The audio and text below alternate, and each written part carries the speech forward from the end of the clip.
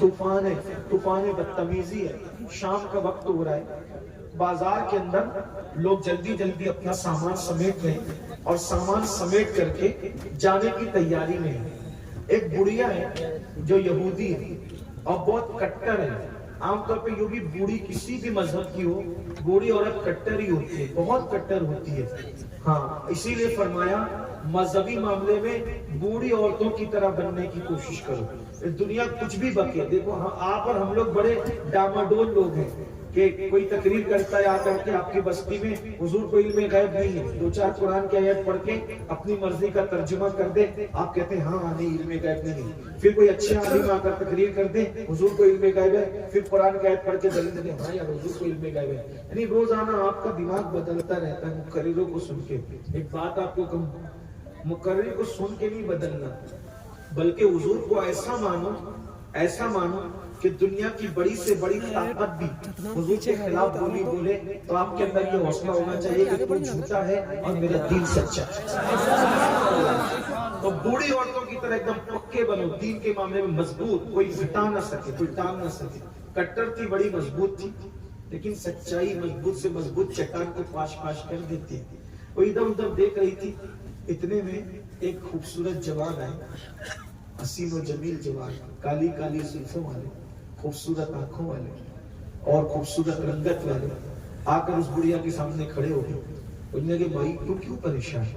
کہا بیٹا میرا سامان نہیں بکا، کوئی مزدور نہیں ملتا سستے والا تاکہ میرا سامان اٹھا کر لے جائے۔ اس جوان نے کہا مائی لا تیرا سامان میں اٹھا دوں، اور اس جوان نے وہ سامان اٹھایا۔ بوڑھی آگے چلی، جوان پیچھے چلی۔ جب اس کا گھر آیا اس نے کہا رکھ دے سامان رکھ دیا۔ مکے کا ماحول تھا، ظالم ماحول، جابر ماحول، بیٹیوں کو زندہ دفن کرنا، ماں باپ کی بے عزتی کرنا۔ اس ماحول کے اندر ایک ایسا جوان سامان رکھ دیا۔ بوڑھی نے کہا اے جوان بیٹا میرے پاس پیسے دینے کے لیے نہیں ہے، مزدوری دینے کے لیے پیسے نہیں ہے۔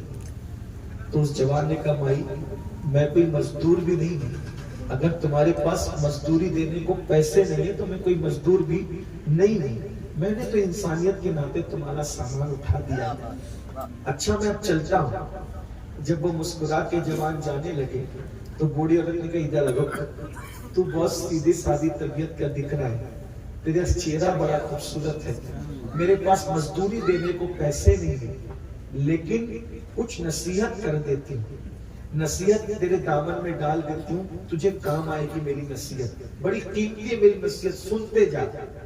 وہ جوان کھڑے ہو گئے، جی مائی بولو کیا نصیحت ہے؟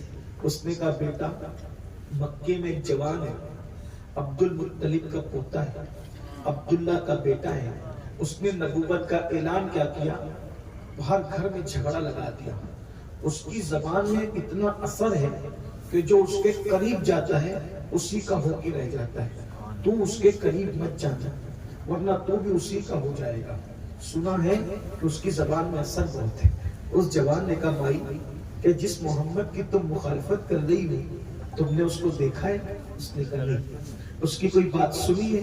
نہیں۔ کہا پھر میں نے لوگوں سے سنا ہے کہ اس نے نفرت کی آگ پھیلا رکھی، اپنے آپ کو نبی کہتا ہے، گھر گھر میں جھگڑا لگا رکھا ہے۔ دیکھو اب اس کے بعد اس جوان نے کہا مائی جس محمد کی تم مخالفت کر رہی ہو اگر میں یہ کہوں کہ وہ محمد میں ہی ہوں تو تم کیا کرو گی؟ اتنا سننا تھا۔ اس نے کہا اللہ کی قسم اگر وہ محمد تو ہی ہے تو میں تیرا کلمہ پڑھ کے مسلمان ہوں۔ سبحان اللہ۔ حضور کے سامنے حضور کی مخالفت ہو رہی ہے اور جواب دینے کا انداز کتنا خوبصورت ہے، اس کا کوئی ریئیکشن نہیں کیا حضور نے۔ وَقُولُوا قَوْلًا سَدِيدًا۔ اب چلے تو کیسے چلے؟ قرآن کہتے ہیں وَلَا تَمْشِ فِي الْأَرْضِ مَرْحًا، زمین پہ اکڑ کے مت چلو، زمین پہ چلو وقار کے ساتھ چلو مگر عاجزی کے ساتھ چلو، اکڑ کے مت چلو۔ اللہ کو اکڑ کے چلنا پسند نہیں۔ جو نوجوان لڑکے جم وغیرہ کر کے ان کے بازو بن جاتے ہیں، چھوٹی چھوٹی آستین کی ٹی شرٹ پہن کے اکڑ کے چلتے ہیں، کس کا نقصان ہے؟ جب کوئی زمین پر اکڑ کے چلتا ہے تو زمین کہتی ہے آج میرے سینے پہ اکڑ کے گھمنڈ سے چل رہا ہے، جب میرے اندر آئے گا تو تیری ہڈی پسلیاں توڑ دوں گی۔ اکڑ کے چلنا پسند نہیں، اللہ کو پسند ہے وقار سے چل مگر عاجزی سے چل. پھر اس کے بعد بیوی کے ساتھ رہو تو کیسے رہو؟ تو قرآن کہتا ہے ہننا لباس لکم وانتم لباس لہن. شوہر بیوی کا لباس ہے اور بیوی شوہر کا لباس ہے.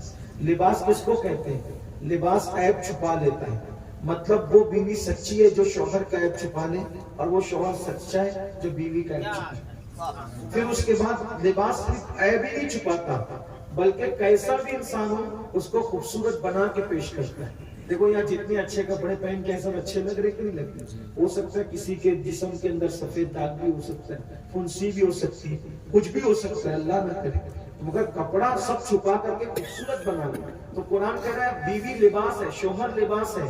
مطلب بیوی کتنی بھی بری ہو جب شوہر باہر نکلے تو اس کو اچھا بنا کے پیش کرے, اور شوہر کتنا بھی برا ہو بیوی اس کو اچھا بنا کے پیش کرے. یہ ایک طریقہ ہے. اسی طرح قرآن پورا زندگی گزارنے کا ہمیں نظام حیات عطا کرتا ہے. پڑوسی کے ساتھ کیسے رہو قرآن بتاتا ہے, دوستوں کے ساتھ کیسے رہو قرآن بتاتا ہے, آپس میں کیسے رہو بس قرآن بتاتا ہے, مسجد کیسے جاؤ قرآن بتاتا ہے, نماز کیسے, سب قرآن بتا رہے ہیں. قرآن کو زندگی میں شامل کرو, یہاں بھی کامیابی وہاں بھی کامیابی. آخری بات جب کوئی مرتا ہے ہمارے لیے کیا حکم ہے؟ اس کے سرانے بیٹھ کے قرآن پڑھو, خاص طور پہ سورہ یاسین پڑھو. صحیح ہے؟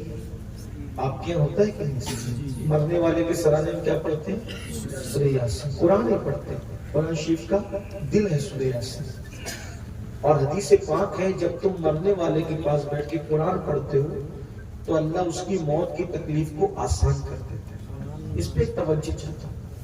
موت کی تکلیف کیا ہے؟ کسی بھی عالم سے پوچھو, علم والے سے پوچھو, حدیث پاک ہے انسان کو 313 تلوار کی ضربیں لگائی جائے تو اتنی تکلیف نہیں ہوتی جتنی تکلیف مرتے وقت ہوتی. حدیث پاک ہے جب بندہ مرنے لگتا ہے تو ایسا لگتا ہے کہ جیسے اس کے سینے پہ زمین اور آسمان اتنا وزن رکھ دیا گیا ہے. جب انسان مرنے لگتا ہے تو ایسا لگتا ہے کہ وہ ناک سے سانس نہیں لے رہا ہے بلکہ سوئی کے ناکے سے سانس لے رہا ہے. جب انسان مرنے لگتا ہے تو ایسا لگتا ہے کہ جیسے اس کے پیٹ میں ببول کا درخت اگا دیا گیا ہے اور نیچے سے اس کو کھینچا جا رہا ہے. اتنی تکلیف ہوتی ہے. لیکن وہ تکلیف کس سے حل ہوتی ہے؟ آسان ہوتی ہے قرآن پڑھنے سے. اب بتاؤ جتنی تکلیف موت کی ہے کیا اتنی تکلیف زندگی کی ہے؟ نہیں ہے. تو جب قرآن پڑھنے سے موت کی تکلیف آسان ہو سکتی ہے تو قرآن پڑھنے سے زندگی کی تکلیف آسان نہیں ہو سکتی. آپ کیا سمجھ رہے ہیں قرآن کو؟ آپ سورہ یاسین پڑھو عصر کے بعد, اچھا رشتہ بیٹی کو آئے. جو صبح سورہ یاسین پڑھ لے دن بھر فرشتے اس کی حفاظت کرتے ہیں. جو رات کو پڑھ لے رات بھر فرشتے اس کی حفاظت کرتے ہیں. اور اگر اسی 24 گھنٹے میں اس کا انتقال ہو جائے تو اللہ اس کو شہادت کی موت عطا فرماتا ہے. جو سورہ واقعہ پڑھے گا اس کے گھر میں کبھی فاقہ نہیں ہوگی. جو سورہ مزمل پڑھے 3 مرتبہ روزانہ, صرف جو سوچ لے اللہ تبارک و تعالیٰ ادھر وہ سوچے گا ادھر اس کی مراد پوری ہو جائے گی. میں یقین جانیے آپ سورہ مزمل پڑھنے کی اتنی برکتیں ہیں میں بیان نہیں کر سکتا. 3 بار پڑھو. ہمارے یہاں سلسلے عالیہ قادریہ برکاتیہ رضویہ میں یہ طریقہ ہے سورہ مزمل پڑھنے کا کہ پہلے 10 مرتبہ درود شریف پڑھیں, 1 مرتبہ آیت الکرسی پڑھیں, 3 مرتبہ استغفار پڑھیں اور 3 بار سورہ مزمل پڑھیں. 2 منٹ میں سورہ مزمل 2 سے 3 منٹ میں پوری پڑھ لی جاتی ہے. تو اگر آپ 3 بار پڑھتے ہو تو 9 منٹ کے اندر بہت آرام سے. میں بہت کم پڑھا لکھا آتی ہوں, مجھے پڑھنے میں 3 منٹ لگتا ہے سورہ مزمل. کوئی حافظ جی پڑھیں گے تو اور جلدی سے پڑھیں گے. 3 بار پڑھنے کی عادت ڈالیے. 40 دن نہ گزریں گے آپ صرف سوچو گے, صرف سوچو گے تو آپ کی فوراً مراد بن جائے. یہ میرا خود کا تجربہ ہے.